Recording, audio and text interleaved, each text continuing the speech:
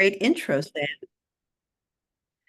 The Fraud Watch Network is a nationwide initiative to help people navigate frauds and scams. The initiative has two programs. One is fraud prevention. We empower consumers to help them take preventive actions against scams and frauds, and also works on advocacy to create more victim-supporting changes. And second is fraud victim support. And our volunteer-based helpline has offices in Denver and Seattle, and volunteers who serve remotely across the country, and we assist individuals one-on-one. And we also provide online support groups for those who have been victimized. As I mentioned at the start, Alice, you are a volunteer with the AARP Fraud Watch Helpline. Can you explain exactly what is the helpline and what does it provide? It's one of the best volunteer opportunities that you could even imagine, and I'll tell you more about what it's like to be a volunteer. But first, let me tell you about the helpline. It's a free resource, and it's available to anyone, regardless of age or whether or not they're an AARP member. Trade volunteers provide telephone support and guidance on what to do if you think you may have been victimized by scammers, and also about how to avoid scams in the future. We also provide support to family members or friends of those who may have been victimized by scammers. And we'll show you a slide at the end with the Fraud Watch helpline number, but I can't help myself from giving it out right now. It's 877-908-3360. Well, Alice, you mentioned that it's really been valuable and fun to be part of the Fraud Watch Helpline. And I'm sure the attendees would be interested in why you decided to become involved with the Fraud Watch Helpline and the AARP Massachusetts Speakers Bureau. Maybe you get other people excited who want to jump in and volunteer. I retired from my full-time position directing a university career center in the summer of 2022. And one of the things that I experienced in that job was a very large number of scam job postings. And I saw the devastating impact that scams have on people. And when I worked at a college, you may think that I'm talking about 18 to 22-year-olds, which was part of our population, but also we had many adult students. So I saw students and alumni of all age ranges that were really impacted by the scams. So in my volunteer role with the helpline, I call individuals who have called in, and I also speak about fraud at senior centers and to community groups as part of the Massachusetts AARP Speakers Bureau. And we share tips and resources to protect oneself from fraud and identity theft. And Sam, you mentioned the word walk instead of watch, but honestly, I think it is very relevant because we're sort of providing information, both the walk and the talk of fraud, because we don't want you to walk into any scams.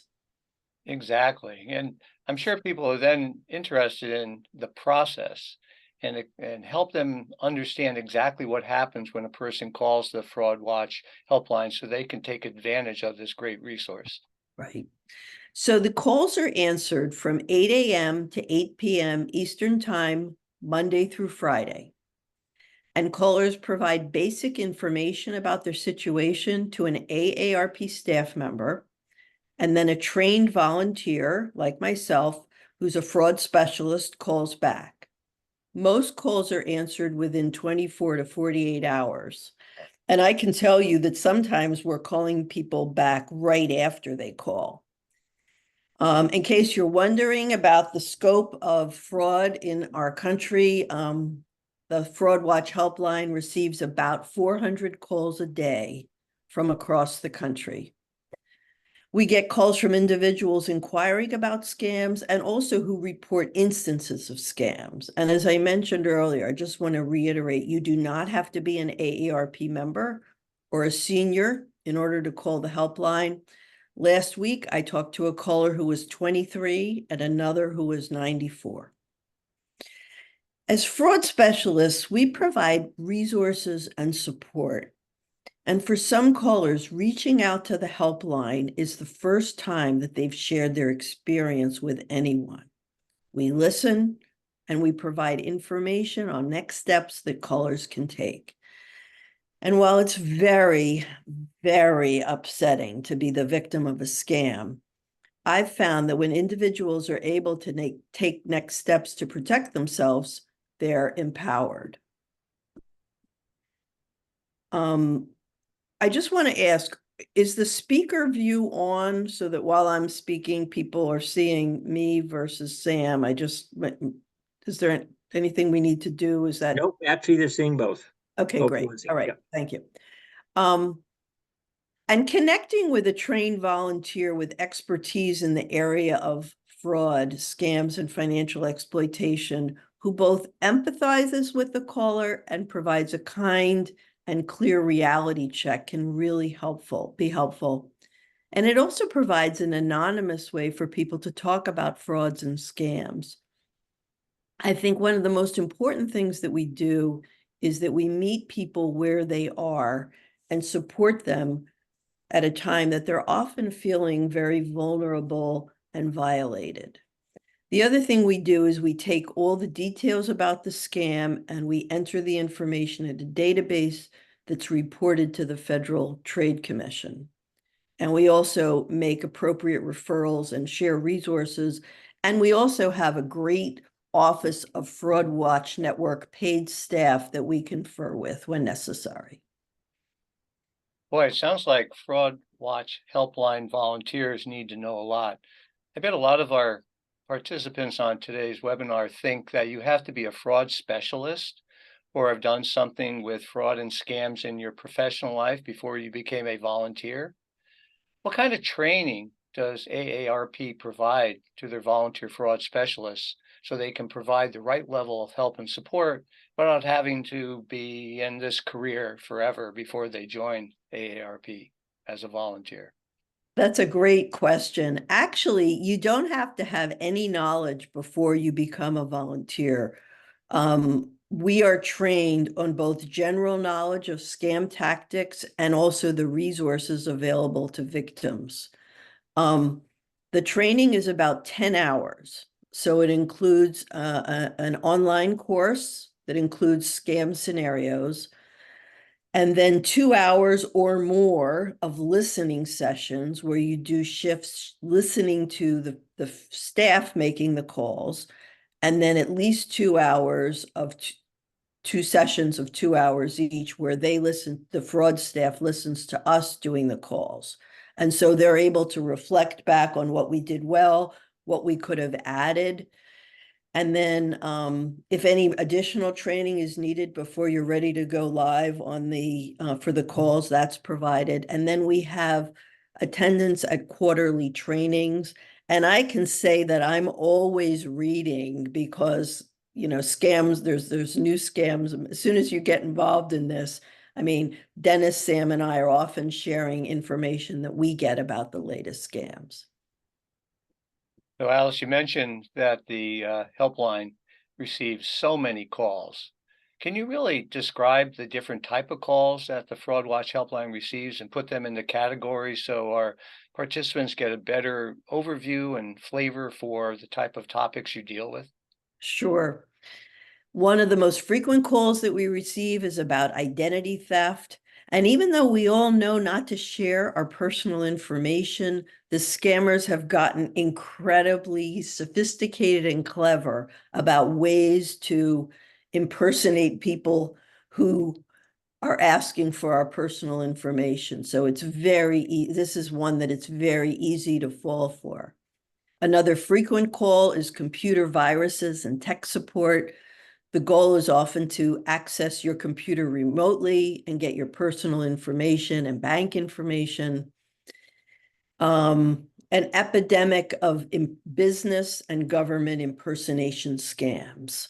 So banks, delivery services, and IRS, Social Security. We also get a lot of calls about sweepstakes and lottery scams. And one thing that I want to make a special mention of calls where the person has been victimized by someone who was impersonating someone trying to keep themselves from getting scammed.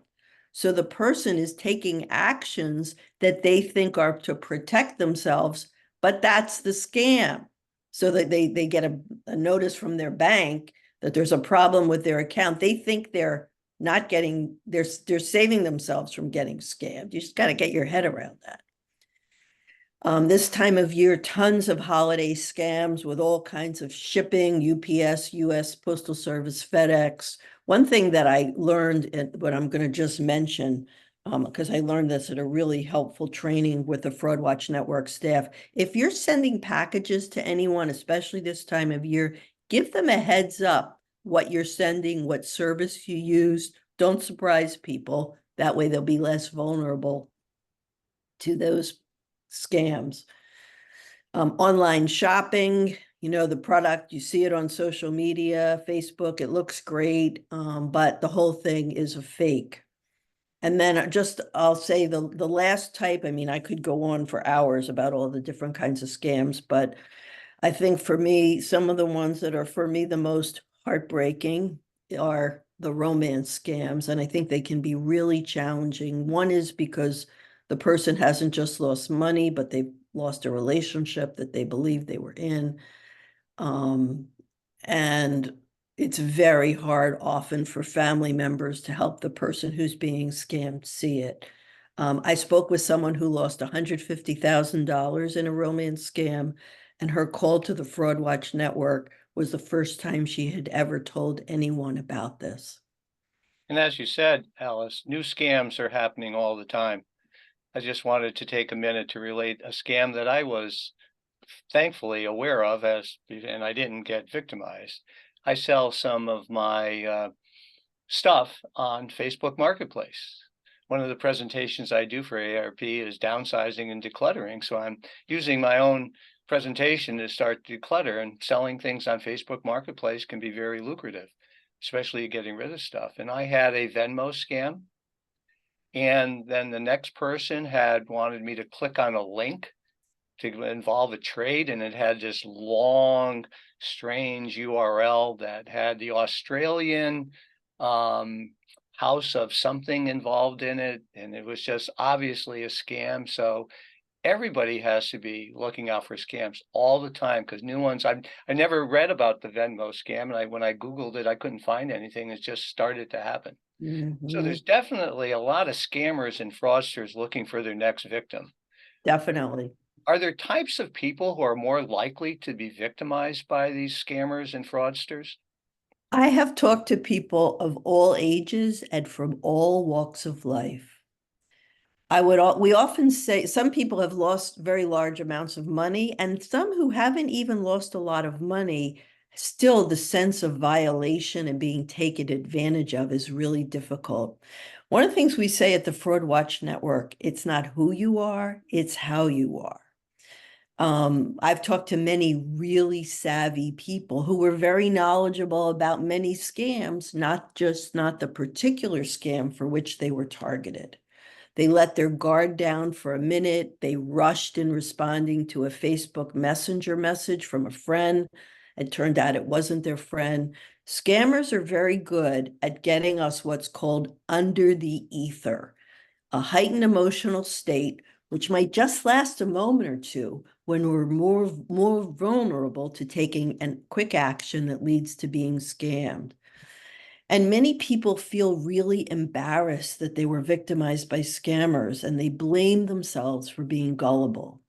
On the Fraud Watch Network, we help callers to understand that today's scammers are sophisticated criminals, often working in organized group, who have refined and developed their techniques with years of practice. No one is immune from scams. I was scammed. I know there's been other volunteer Fraud Watch Network members who have been scammed. And if you hear about a scam, it's really important. Don't blame the victim. They were victimized by criminals. And as you mentioned, scammers always try to get you when you're most vulnerable. I had a situation just a couple weeks ago. We went down to visit a friend, and we needed a park in town that I wasn't familiar with, and they had those pay meters where you click on a QR code and you go to a website. Well, somebody had put another QR code on top of all the QR codes that actually take you to the place where you can pay for your Yeah. park. And luckily, I recognized that because it took me to another site and wanted me to add credit card information. Well, you just and I was in a rush because we were late for a party, and that's when the scammers want to get you. They're Right. always looking for when you're vulnerable. And So I want to just mention, since I think we have just a moment, I was scammed because we needed to find housing for a relative who's had a flood in their apartment and there was a mold situation. So we were rushing to find an out of town place for the person to stay. We only lost $100, but the problem was $100 was $100 we didn't want to lose. And also then there was no place for our relative to stay. So, I'm a smart person and I believe that there's probably a scam for every one of us if the circumstances are right. absolutely. So, Alice, there's no doubt you have a passion for your involvement with the helpline and fraud fighting in general. What other resources does AARP provide that will help prevent fraud? Um, we're going to show now the AARP Fraud Watch Network website, which is a wealth of information. So you can see as we scroll, let's just get back. Yeah, so this is it's got the information on the Fraud Watch helpline number. And then there's the information that's on it changes right now. Obviously, you can see there's a lot of information about holiday scams and then information about all kinds of things that you can learn more about. You can learn about scam alerts because obviously there's so many different kinds of scams. So each of these articles goes into more details about ticket scams, Medicare, um, deed fraud to your stealing the deed to your home. That's a scary one. The do me a favor messages, real estate, etc. And there's a whole article about the use of artificial intelligence in scams. And then as you scroll down, you can see, I mean, there's a ton of information. And then at the bottom is a list of, I don't know, it's probably at least 100 different kinds of scams. And I'm going to encourage anybody who is interested enough in this to just a quick click on these, because once you've heard of the thing, you're much less likely to be victimized by the scammer. Because like, oh, right, and now I know anybody who asks me to pay for anything via a gift card or Venmo or Zelle, unless I personally know the person, it's very likely to be a scam. So this information is really useful. Alice, I think you mentioned this before, but does the person have to be an AARP member in order Absolutely to use this not. website? We're fighting fraud for everyone. Once you see the great resources on this site, you'll probably want to become a member, but no, you don't have to be a member. That's great. Are there any other additional resources for those who have been victimized by scammers? Yes, we run online support groups for victims of scams. And for many fraud victims, the financial toll is only part of the story. Nearly two out of three victims suffers a significant health or emotional impact, according to research by the FINRA Investor Education Foundation. So AARP, in collaboration with Volunteers of America, developed a free program to provide emotional support for people affected by fraud.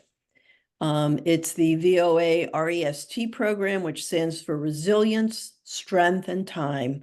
And it's online, small groups, run almost all days of the week at different times, and they're led by one or more trained peer facilitators. They're free, and they help reestablish trust, integrate the experience that you've had, build back your resilience, and the discussions are confidential. Family members can participate. And I have to tell you, I sat in on one of the support group meetings, and it was one of the most powerful experiences I've ever had. People people shared the devastating impact and also helped each other. So that's a great resource. Another thing is listen to the podcast, The Perfect Scam. It's a really interesting, engaging way to hear real life stories about people who have been scammed.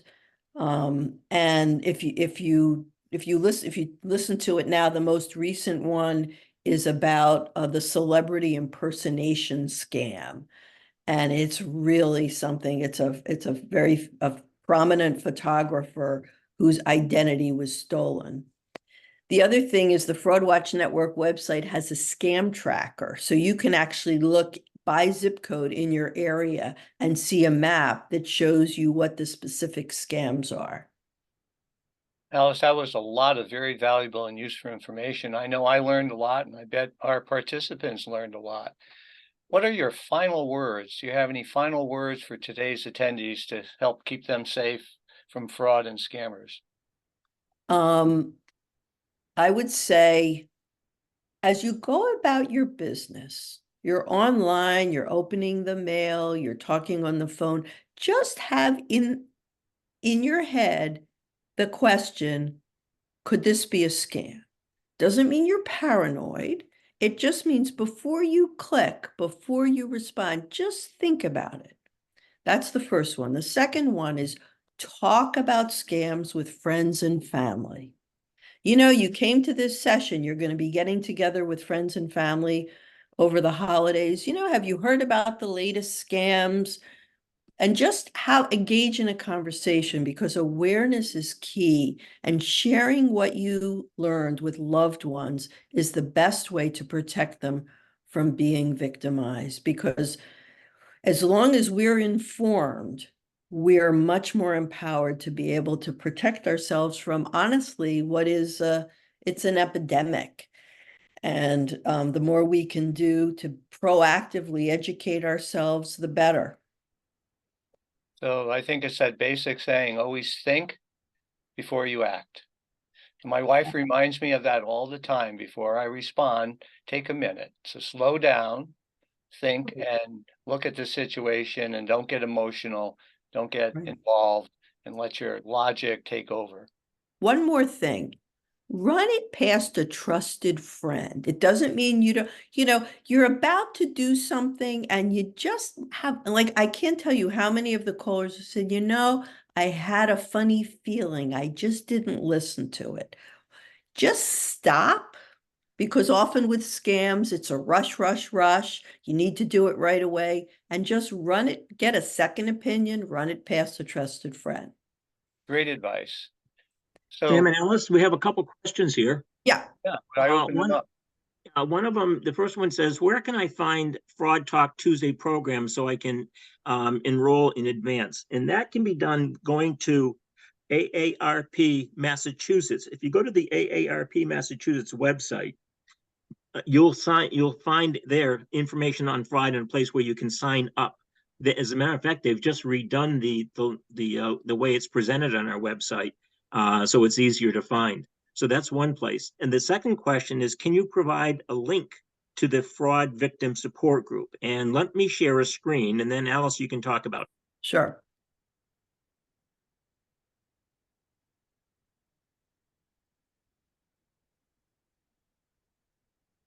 Okay. So the first link is to the Fraud Watch Network.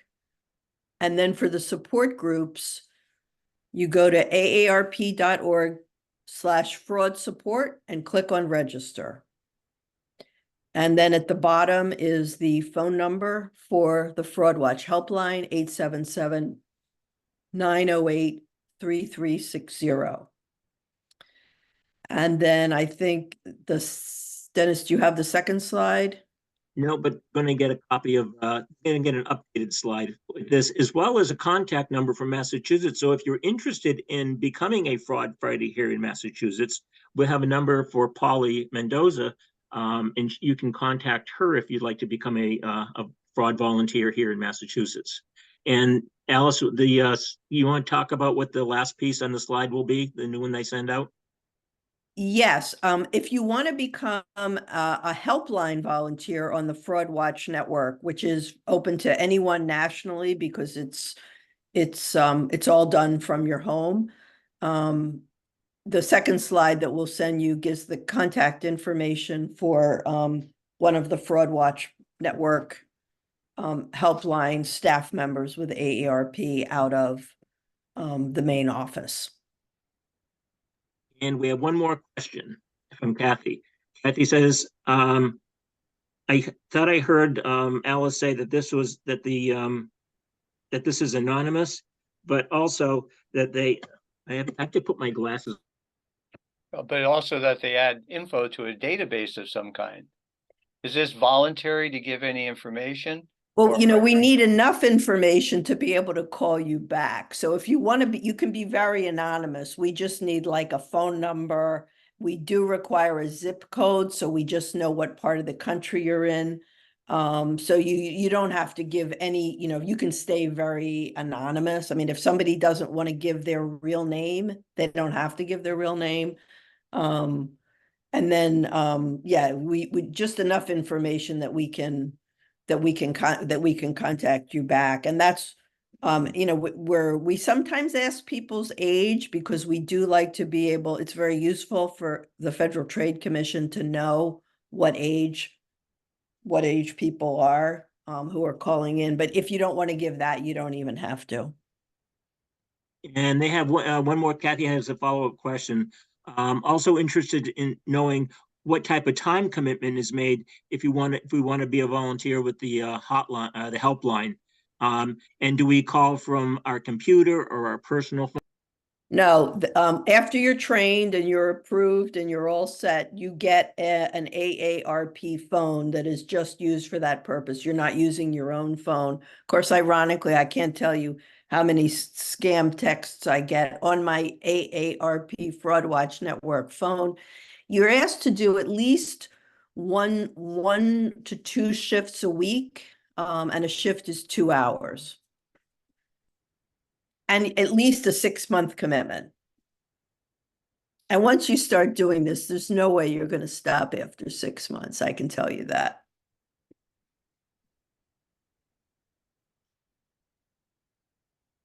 Okay, I think we're at our time. So thank you so much for joining our talk about the Fraud Watch Network, and stay safe over the holidays. And thank you, Alice, for sharing all of your expertise and giving out so much valuable information.